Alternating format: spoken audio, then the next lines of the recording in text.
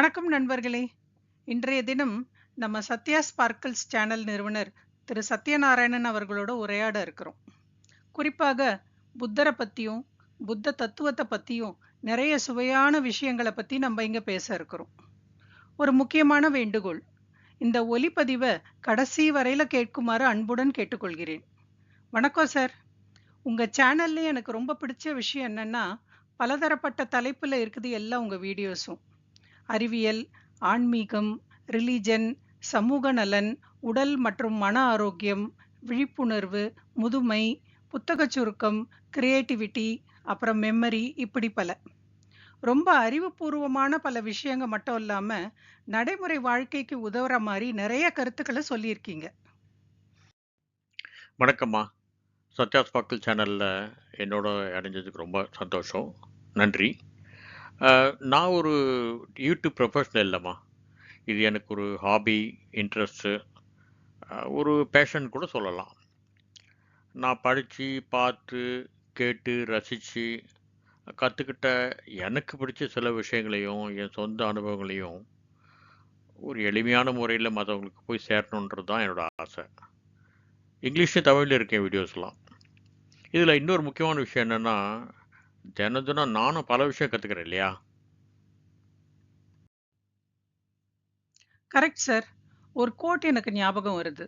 "Live as though you will die tomorrow. Learn as though you are going to live forever." இதை யார் சொன்னாங்கன்னு எனக்கு தெரியல. ஆனா எனக்கு பிடிச்ச கோட்ல இதுவும் ஒண்ணு. நம்மெல்லாம் ஸ்கூல் டேஸ்ல பாடக புத்தகத்துல புத்தரை பத்தி சுருக்கமா படிச்சிருப்போம் இல்லையா? இன்றைய தலைமுறைக்கு ஏன் பெரியவங்களுக்கு கூட புத்தரை பத்தி ஓரளவு மட்டும் தான் தெரிஞ்சிருக்கலாம். இங்கும் அங்கும் சில செய்திகள்ல அவங்க காதுலயும் விழுந்திருக்கலாம். எனக்கு தெரியும் நீங்க சின்ன வயசுல இருந்தே நிறைய புத்தகங்கள படிக்கிறீங்கன்ட்டு. புத்தரை பத்தி இன்னும் விரிவா தெரிஞ்சுக்கணும்னு ஆசைப்படுறவங்களுக்கு, உங்களோட கருத்துக்கள கேட்டு ஷேர் பண்ற இந்த ஒலிப்பதிவு ரொம்ப உதவியா இருக்கும்னு நான் நம்புறேன். புத்தரை பற்றி பல சோர்ஸில் இருந்து முடிஞ்ச வரைக்கும் இத்தனை நாள் நான் அறிஞ்ச கற்றுக்கிட்ட விஷயங்களை சொல்கிறதுல எனக்கு ஒரு தனி ஆர்வம், விருப்பமும் கூட. முதல்ல ஒரு அடிப்படையான கேள்விய கேட்கலான்னு இருக்கேன் சார். புத்திசம்ன்றது ஒரு மதமா? இல்ல தத்துவமா? இதை ரெண்டு விதமாக பார்க்கலாம். பொதுவாக ஒரு மதம்னா ஒரு நிறுவனர் இல்லை உருவாக்கியர்னு ஒருத்தர் இருக்கணும்னு சொல்லுவாங்க. அந்த அடிப்படையில் புத்திசம், இஸ்லாம், கிறிஸ்டியானிட்டி, ஜெயினிசம், சிக்கிசம், இது எல்லாமே மதம், அதாவது ரிலிஜன் தான். அதனால தான் இந்துயிசம்னு வரும்போது அதை நம்ம சமயம்னு சொல்கிறோம். ஏன்னா இதுக்கு ஃபவுண்டர்ஸ் யாரும் இல்லை. இதில் முக்கியமாக பார்க்க வேண்டியது என்னென்னா, இந்தியன் கான்ஸ்டியூஷனில் புத்திசம் ஒரு மதமாக தான் பார்க்கப்படுது. அது மட்டும் இல்லை, 1956 உருவாக்கப்பட்ட 4 இந்து சட்டங்களிலும் தான் புத்த மதம் சேர்க்கப்பட்டிருக்கு. அதனால் இது எல்லாமே நாம் ரிலிஜன்ற வார்த்தையை எப்படி டிஃபைன் பண்ணுறோன்றத பொறுத்தா இருக்குது. அதே நேரத்தில் எல்லா மதத்துக்குமே ஃபிலாசபின்னு ஒன்று இருக்கு இல்லையா? ஆக புத்தம் மதமா தத்துவமான்னு கேட்டால் ரெண்டுமே கூட இருக்கலாம். சிலர் அதை ஒரு மதமாக பார்க்குறாங்க. சிலர் அதை ஆன்மீக தத்துவமாகவும், மன அமைதிக்கு ஒரு வழிகாட்டியாகவும், ஒரு மார்க்கமாக கூட பார்க்குறாங்க. நல்ல விளக்கம் சார். புத்தரோட ஆரம்ப கால வாழ்க்கைய பத்தி, அவர் எப்படி புத்தரானாருன்னு சுருக்கமா தெரிஞ்சுக்கலாமா? புத்தர் அவரோட உண்மையான பேர் என்னன்னா சித்தார்த்த கௌதமா. 5வதுலேருந்து 6வது நூற்றாண்டு பிசியில் இப்போ நேபாளத்தில் இருக்கிற லும்பினின்ற இடத்த பிறந்தார். சித்தார்த்தா அவரோட வாழ்க்கையோட முதல் பகுதியை ஆடம்பரத்தில் தான் கழிச்சார். ஒரு நாள் வயதானவங்க, நோயாளிங்க, அப்புறம் இறந்தவர்கள், இப்படி பட்ட பல மக்களை பார்த்ததுக்கப்புறம் ரொம்ப மனவேதனை அடைஞ்சாருன்னும் நம்ம பாடப்புத்தகத்தெலாம் படிச்சிருப்போம். ஆனால் இதுக்கு எந்த ஆதாரம் இருக்கான்றது எனக்கு தெரியல. இது ஒரு கேள்விக்குறி தான். ஒரு கட்டத்தில் அவருக்கு உலகத்தினோட தன்மை புரிய ஆரம்பிச்சது. அதனால் ஒழுக்க வாழ்க்கையை தேடுறதுக்காக அவர் ரொம்ப முயற்சி பண்ணார். அவரோட 29வது வயதில் அவரோட மனைவி யசோதரையையும், பிறந்து கொஞ்ச நாளே ஆன மகன் ராகுலனையும் விட்டுட்டு அரண்மனையிலிருந்து வெளியே போயிட்டார். அவர் ஒரு இளவரசரா பிறந்து பின்னாடி சந்நியாசம் மேற்கொண்டு ஞானத்தை தேடினார்னு நம்புறாங்க. சித்தார்த்தா 29 வயசுல அரண்மனையை விட்டு கிளம்புனதுக்கு அப்புறமா அவருக்கு எப்போ ஞானம் கிடைச்சது? இந்த இடைப்பட்ட காலத்துல அவரோட வாழ்க்கை எப்படி இருந்தது? சித்தார்த்தா அரண்மனையை விட்டு போனதுக்கப்புறம் 6 வருஷங்கள் ஆன்மீக தேடலே தெரிஞ்சாரு. முதல்ல சில ஞானிகளோடலாம் பாடம் கற்றுக்கிட்டாரு. ஆனால் நிஜ ஞானம் அவருக்கு கிடைக்கல. அதோட உடம்ப ரொம்ப தவம் பண்ணி ஒடுக்கும்போது தான் ஞானம் கிடைக்கும்னு நினச்சிட்டு சாப்பாட்டை ரொம்ப குறைச்சி தீவிரமாக தியானம் பண்ணார். அப்புறம் உடம்பு ரொம்ப ஒடுங்கி எலும்புகள்லாம் வெளியே தெரிகிற அளவுக்கு மெலிஞ்சு போயிட்டாரு. அப்போ ஜீவிகான்ற ஒரு மருத்துவர் தான் அவரை கூடவே இருந்து கவனிச்சிட்டாரு. அவ்வளோ தீவிரமாக தியானம் பண்ணார். அந்த நிலையிலேயே சோகத்தில் அவர் கிட்டத்தட்ட உயிரையே இழக்கிற அளவுக்கு போயிட்டாரு. ஒரு நாள் இதுதான் ஞானத்துக்கான வழியான்று அவருக்கே ஒரு சந்தேகம் வந்தது. உடம்பு ஒடுங்கினாலும் மனசு தெளிவாகவே இல்லை. அப்போ தான் அவர் மத்திய மார்க்கம், அதாவது மிடில் பாத்துன்ற வழி, அது சரியான வழியாக இருக்குமான்னு அவருக்கு தோணுச்சு. அப்புறம் அதை புரிஞ்சுக்கிட்டார். அதுக்கப்புறம் காடுகளில் தவம் இருப்பதெல்லாம் விட்டுட்டு முறையாக சாப்பிட்டு தியானம் செய்ய ஆரம்பித்தார். அப்புறம் 35வது வயதில் அவர், அதாவது 6 ஆண்டுகள் ஆன்மீக தேடலுக்கும் தவத்துக்கும் பிறகு பீகார் மாநிலத்தில் இருக்கிற புத்த கயா என்ற இடத்துல ஒரு போதி மரத்தடியில் அறிவொளி அடைஞ்சார். இது கார்த்திகை மாதம் பௌர்ணமி தினத்தில் நடந்ததாக சொல்லப்படுது. அங்கே இருக்கிற மகாபோதி ஆலயம் யுனெஸ்கோவை சேர்ந்த உலக பாரம்பரிய இடமா அறிவிக்கப்பட்டிருக்கு. இன்றைக்கும் லட்சக்கணக்கான பக்தர்கள், ஆன்மீக தேடலில் இருப்பவங்க, அப்புறம் சுற்றுலா பயணிகள் அங்கே போய் புத்தரோட ஞானோதய இடத்தை தரிசிக்கிறாங்க. ஒரு சந்தேகம். புத்திசம் உருவாக்கப்பட்ட அந்த காலகட்டத்துல மத்த மதம் இல்ல சமயங்களோட கட்டமைப்பு எப்படி இருந்தது சார்? இது ஒரு வரலாற்று சம்பந்தமான ஒரு சிக்கலான கேள்வி. சொல்கிறதுக்கு நிறைய விஷயம் இருக்குது, ஆனால் ரொம்ப நேரம் எடுக்கும். சுருக்கமாக சொல்ல ட்ரை பண்ணுறேன். புத்தர் காலத்தில் இந்தியாவில் 2 சமயங்கள் தீவிரமாக இருந்தது. ஒன்று வைதிக வேத மரபுன்னு சொல்கிற பார்ப்பன மதம். 2வது சிரமண மதம் அப்படின்னு சொல்கிற ஜைன மதம். இந்த வைதிக மரபில் வேதங்கள், யாகங்கள், சடங்குங்க, பலிபீடங்கள் இதெல்லாம் ரொம்ப கடுமையாக ஃபாலோ பண்ணாங்க.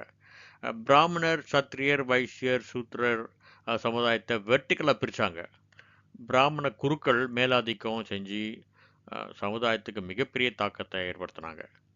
இந்த சமயத்தில் மத சடங்குகளுக்கு மட்டுமே ரொம்ப முக்கியம் கொடுத்தாங்க. ஆன்மீக உணர்வுன்றது கொஞ்சம் குறைவு தான். அதே நேரத்தில் சிரமண மரபு இந்த தவம், துறவு, தியானம் இதுக்கெல்லாம் ரொம்ப முக்கியத்துவம் கொடுக்கல. அதனால் பல சிரமண துறைகளும் குருக்களும் வேத வழியை கடுமையாக விமர்சித்தாங்க.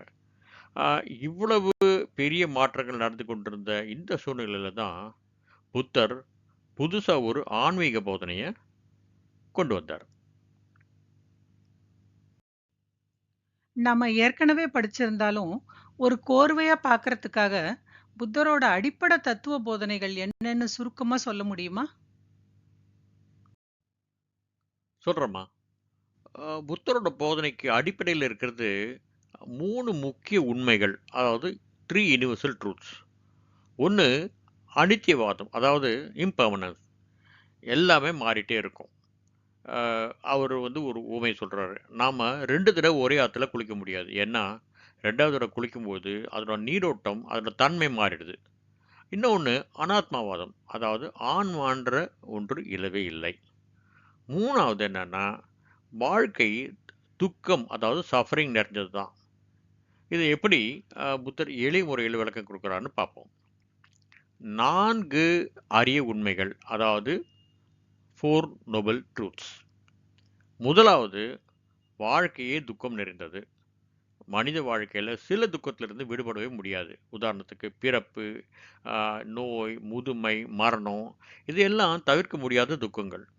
நம்முடைய ஆசைகள் நிறைவேறாத போது வரும் மனதளவிலான துக்கமும் இதில் சேரும். 2வது உண்மை என்னன்னா இந்த துக்கத்துக்கு காரணம் ஆசைதான். எல்லா துக்கத்துக்கும் மூல காரணமே ஆசை. துன்பம் வருவது நாம் எதையாவது விரும்பி அதில் பற்று கொள்வதால் தான். உடைமை, அப்புறம் அழகு, பதவி, புகழ் இதையெல்லாம் பிடித்து கொண்டால் அஹ், துக்கம் நிச்சயம்னு புத்தர் சொல்றாரு. மூணாவது, துக்கத்துக்கு முற்றுப்புள்ளி, அதாவது நிரோதா, அதாவது ஆசையை விடுவித்தால் துக்கம் மாறும்.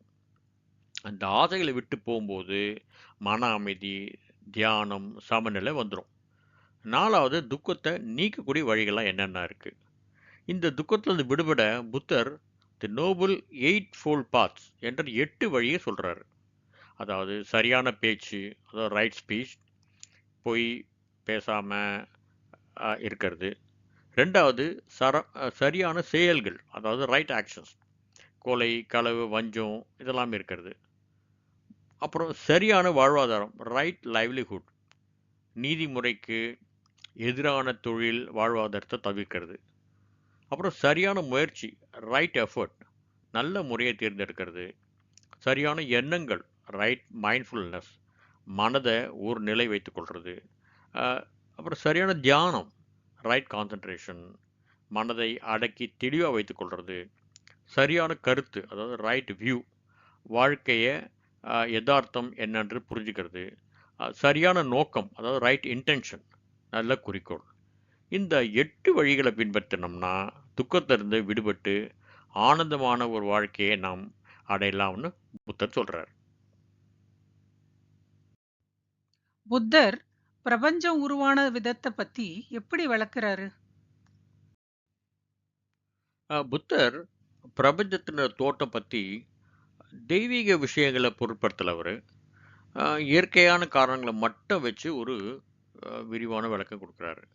அகர்ண சுத்தன்ற ஒரு புனித நூலில் பிரபஞ்சம் எப்படி அழிஞ்சிட்டு மறுபடியும் உருவாச்சு, எப்படி உயிர்கள் தோன்றிச்சு, எப்படி அவை எல்லாம் முறையே வளர்ச்சி அடைஞ்சிச்சுன்னு விளக்கத்தை அவர் சொல்கிறாரு.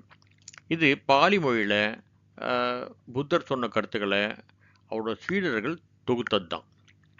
புத்தர் சொன்ன பிரபஞ்ச தோற்றத்தின் முக்கியமான அம்சங்கள் என்னன்னா, பிரபஞ்சம் அழிந்து மீண்டும் தோன்றும் சுழற்சி முறையில் இயங்குது. நம் உலகம் பல கோடிக்கணக்கான வருடங்களுக்கு முன்னால் உருவாச்சு. முதலாவது உயிர்கள் தண்ணீரில் தோன்றி அப்புறம் பரிணாம வளர்ச்சி அடைந்தன.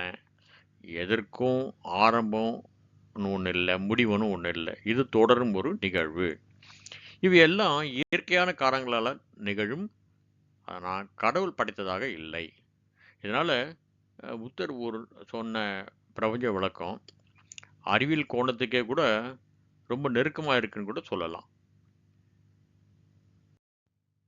இந்த அனாத்மவாதம் பற்றிய குழப்பம் இன்னும் மக்களோட மத்தியில் இருக்குன்னு நினைக்கிறேன் சார். புத்தர் ஆத்மா, அதாவது சோல் பற்றி என்ன சொல்றாரு? கொஞ்சம் விளக்கமா சொன்னா நல்லா இருக்கும். வேத இந்து சமயம் ஆத்மா என்ற நிரந்தர உயிர் இருக்குன்னு சொல்லுது. ஆனால் புத்தர் அதுக்கு எந்த ஆதாரமும் இல்லைன்னு மறுக்கிறார். அவர் அனாத்மவாதம் என்ற கோட்பாட்டை முன்வைக்கிறாரு. சரி, அனாத்மவாதம், அதாவது நோ செல்ஃப் டாக்டரின் அப்படின்னா என்ன பார்ப்போம். நிரந்தரமான ஒரு ஆத்மா, அதாவது பெர்மனன்ட் சோல் என்றது இல்லை. உதாரணத்துக்கு நம்மளோட குழந்தை பருவத்தோட உடல் இப்போ இருக்கா நம்மக்கிட்ட? நம்முடைய உடல், மனசு, எண்ணங்கள், உணர்வுகள், அப்புறம் அனுபவங்கள் எல்லாமே நிலை இல்லாதவை. நாளுக்கு நாள் மாறிக்கிட்டே இருக்கு. நிரந்தரமான ஒரு நான், அதாவது சோல் என்ற ஒன்று இருக்க முடியாது. அதனால்தான் அவர் நிரந்தரமாக ஆத்மான்னு ஒன்று இல்லைன்னு சொல்கிறார். ஆன்மா பற்றி புத்தரோட கருத்தை புரிஞ்சுக்கிட்டேன் சார். ஆனால் புத்தர் கடவுளை நம்பினாரா? புத்தர் எங்காவது ஒரு கடவுள் உண்டுன்னு சொன்னதா எந்த வரலாற்று ஆதாரங்களும் இல்லை. அவர் ஒரே கடவுள் தான் எல்லாத்தையும் நடத்துகிறான்ற கருத்தை அவர் ஏற்றுக்கவே இல்லை. ஆனால் மனிதர்கள் கடவுளை நம்பிக்கூட வழிபடுறதுக்கு அவர் எதிராகவும் இருந்ததில்லை. அதே சமயத்தில் புத்தர் அவர் தன்னை ஒரு நாத்திகன், அதாவது அத்தியஸ்டன் கூட சொல்கிறதில்ல. கடவுள் இருக்கிறா இல்லையான்றதுக்கு அவர் முக்கியத்துவமே கொடுக்கல. கடவுள் பற்றிய விவாதம் தேவையே இல்லை அப்படின்றாரு. மனிதன் தன் செயலால் தான் வாழ்க்கையை மாற்றிக்கொள்ள முடியும். பிரார்த்தனை, பூஜை, வழிபாடு இதெல்லாம் துக்கத்திலேருந்து விடுபட உதவாது. தியானம், அருள், ஞானம் இதுதான் மனிதனை உயர்த்தோன்றது அவரோட கருத்து. புத்தர் ஆத்மாவும் இல்ல, கடவுளும் இல்லைன்னு சொல்றாரு. ஒரு வாதத்துக்கு அதை சரின்னு வச்சுக்கிட்டாலும் இந்த பிரபஞ்சத்தை படைச்சது யாருன்னு அவர் சொல்றாரு சார். புத்தர் பிரபஞ்ச சிருஷ்டி, அதாவது கிரியேஷன் ஆஃப் யூனிவர்ஸை பற்றி அவ்வளோ முக்கியமாக பேசல. இந்த உலகத்தை யார் உருவாக்குனாங்கன்னு புத்திட்டு ஒரு சீடன் கேட்டான். அதுக்கு புத்தர் ஒரு கதை மூலம் விளக்கம் கொடுக்குறாரு. ஒருத்தர் ஒரு அம்பு பாஞ்சு கீழே விழுந்து தவிக்கிறாருன்னு வச்சுப்போம். அந்த நேரத்தில் நம்ம என்ன செய்யணும்?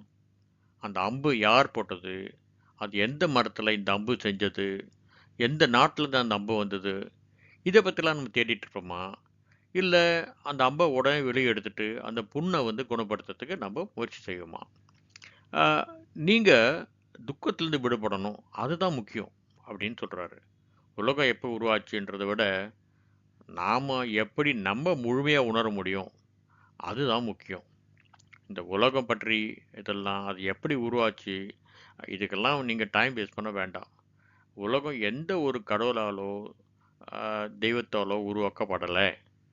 எல்லாம் காரண பின்னணி, அதாவது காஸ் அண்ட் எஃபெக்ட் படி தான் நடக்குது. இயற்கையின் விதிமுறைகள் படி தான் உலகம் இயங்குது அப்படின்னு ரொம்ப ஆணித்தரமாக சொன்னார் புத்தர். புரிஞ்சுது. பஞ்சபூதங்கள், அதாவது 5 எலிமெண்ட்ஸ்ன்னு சொல்றோமே, அதை பத்திய புத்தரோட பார்வை என்ன? புத்தர் இந்த வேதத்தை சொல்லப்படுற இந்த பஞ்சபூதங்கள், அதாவது நிலம், நீர், காற்று, தீ, ஆகாசம் இதெல்லாம் அவர் மறுக்கல. ஆனால் நம்ம இதெல்லாம் கடந்து சென்று முன்னேற வேண்டும் அப்படின்றாரு. பஞ்சபூதன்றது உடல் சார்ந்த உலக உண்மை, ஆனால் அது ஆன்மீக உண்மை இல்லை அப்படின்னு சொல்றாரு. அப்புறம் இந்த கர்மா, கர்ம வினை பலன் இதுல எல்லாம் புத்தருக்கு நம்பிக்கை இருந்ததா? கர்மனா என்ன? நம்முடைய செயல்கள் நம்முடைய எதிர்கால வாழ்க்கையை தீர்மானிக்கும். நல்ல செயல்கள் நல்ல பலனை தரும், கெட்ட செயல்கள் துன்பத்தை கொடுக்கும். கர்மான்றது 3 விதத்தில் செயல்படுறதா புத்தர் சொல்கிறாரு.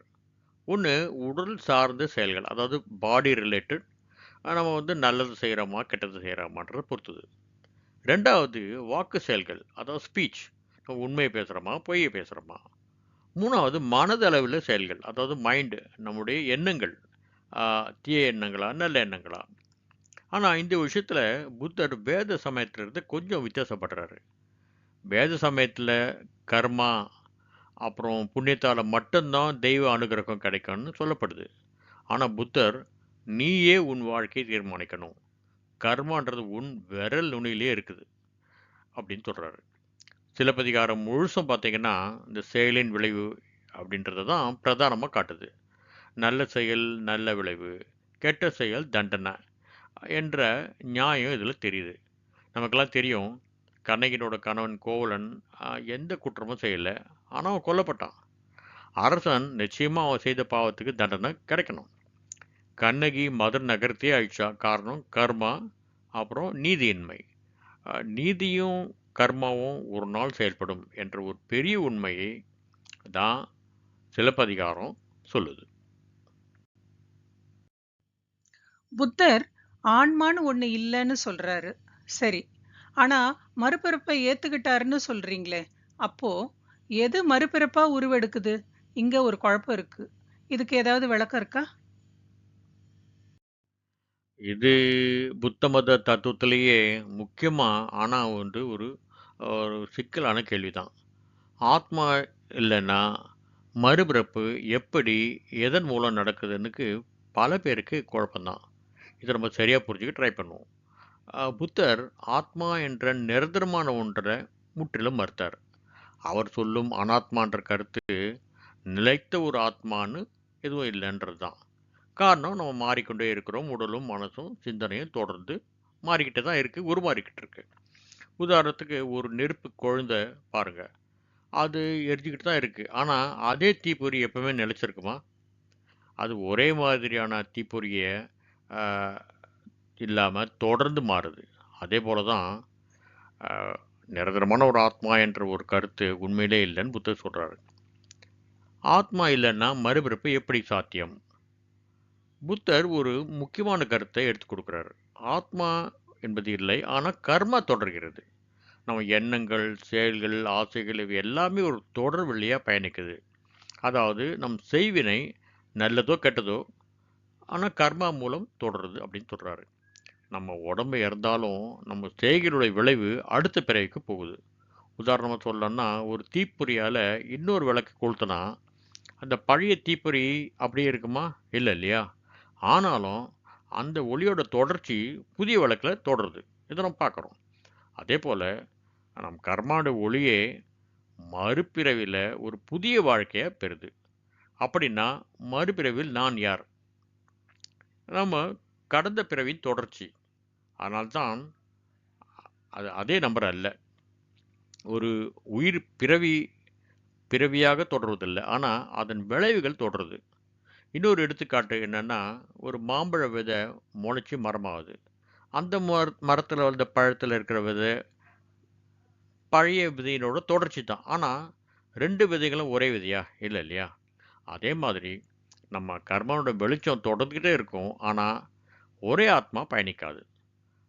மறுபிறப்பு சாத்தியமே, ஆனால் அதில் நான் தான் மறுபிறவியாக வர்றதில்ல. நாம் நினைப்பது போல ஒரே ஆத்மா ஜென்ம ஜென்மமாக பயணிக்குது என்றது புத்தரோட கருத்து இல்லை. தமிழ் இலக்கியங்க பார்த்தீங்கன்னா, சங்க காலம் முதல்ல இருந்து சித்தர் பாடல்கள் வர கர்மா, மறுபிறப்பு இதை பற்றிலாம் பக்தி இதை பற்றிலாம் சொல்லிட்டு தான் இருக்கிறாங்க. ஐம்பெரும் காப்பியத்தில் ஒன்று நமக்கு தெரியும், மணிமேகலை. இது கர்மா மறுபிறப்பு தாண்டி விடுதலை அடைய நினைக்கும் ஒரு முக்கியமான புத்த சமய காவியம். புத்தர் உயிரை கொல்லக்கூடாதுன்னு சொல்றாரு. அதே சமயம் அவரோட சீடர்களை அசைவ உணவை சாப்பிட அனுமதிச்சது எதுக்காக? இது பல பேருக்கு இருக்கிற ஒரு குழப்பமான விஷயம்தான். புத்தர் அகிம்சை பற்றி பேசினாலும் ஏன் அவர் மாமிச உணவை தடை செய்யலை? புத்தரோட காலத்தில் பிக்ஷுக்கள் பிச்சை எடுத்து தான் வாழ்க்கை நடத்துனாங்க. மற்றவங்க அதை எதை கொடுக்குறாங்களோ அதை தான் சாப்பிடணும். நான் இந்த உணவு மட்டும்தான் சாப்பிடுவேன் அப்படின்னு கேட்குறது அந்த காலத்தில் தப்பாக நினைக்கப்பட்டது. இப்போலாம் அப்படி இல்லைன்னு நினைக்கிறேன். சிக்கிம் அப்புறம் தாய்லாந்துலலாம் பித்த புற்றுக்கள் அசைவ உணவு ஹோட்டலில் சாப்பிட்றதே நானே பார்த்துருக்குறேன். புத்தர் எல்லா உயிர்களையும் கொல்லக்கூடாதுன்ற தத்துவத்தை முழுமையாக கடைபிடிச்சார். ஆனால் அவர் எல்லாரும் சைவ உணவு தான் சாப்பிடணும்னு கட்டாயப்படுத்தலை. அவர் முக்கியமாக கவனம் செலுத்துவது என்னென்னா, சாப்பாடை விட அதன் மேலே உள்ள மனநிலை தான். ஒரு பிக்ஷு ஒரு உயிரினத்தை தன்னோட உணவுக்காக கொன்னா அது தப்பு.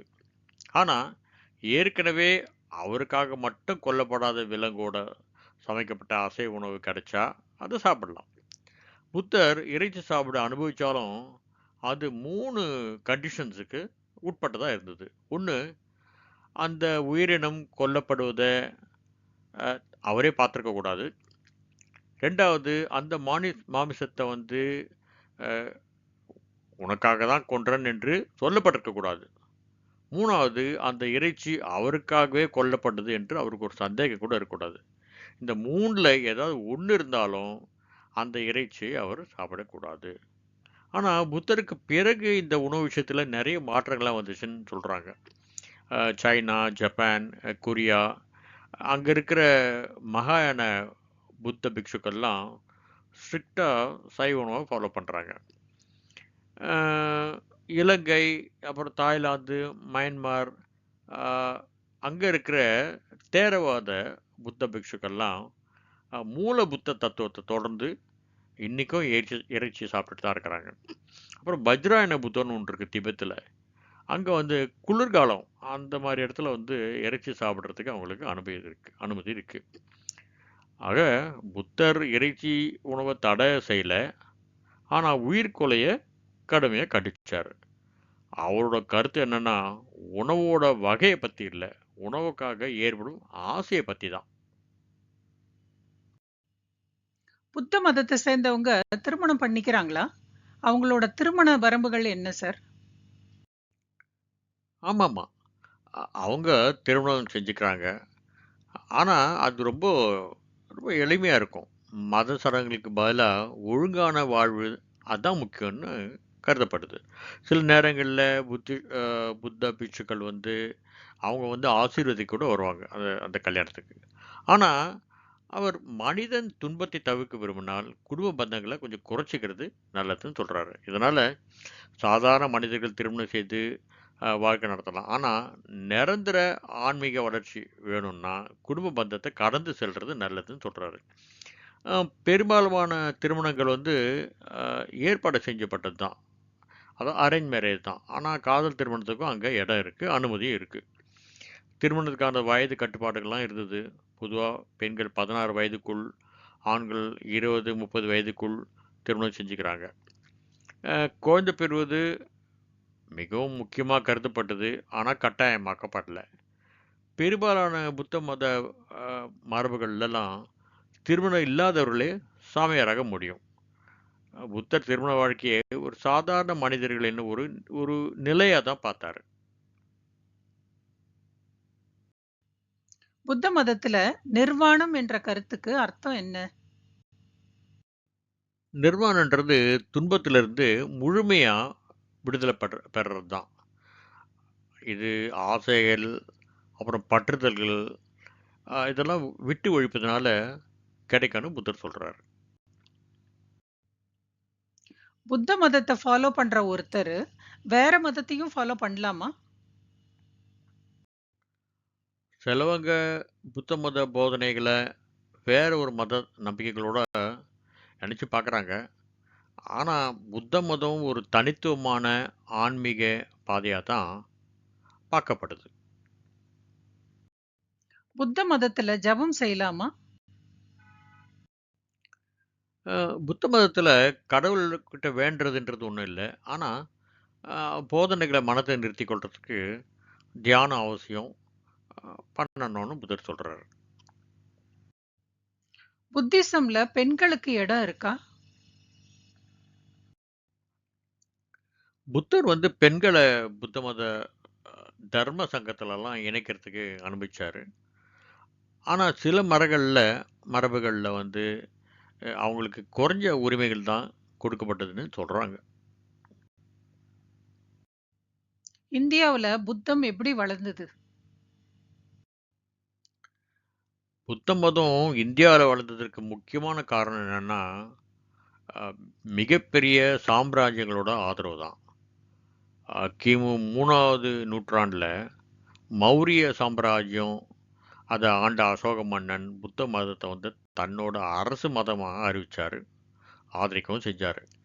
அகிம்சை, தர்மம் இதெல்லாம் போதிக்கிற வரையில பல புத்த ஸ்தூபங்களெல்லாம் அவர் கட்டினாரு.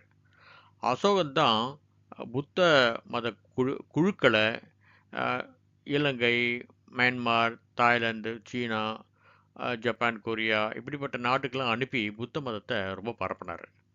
அப்புறம் புத்த மதம் தேரவாதம், மகாயானம்னு 2ஆ பிரிஞ்சு போயிடுது.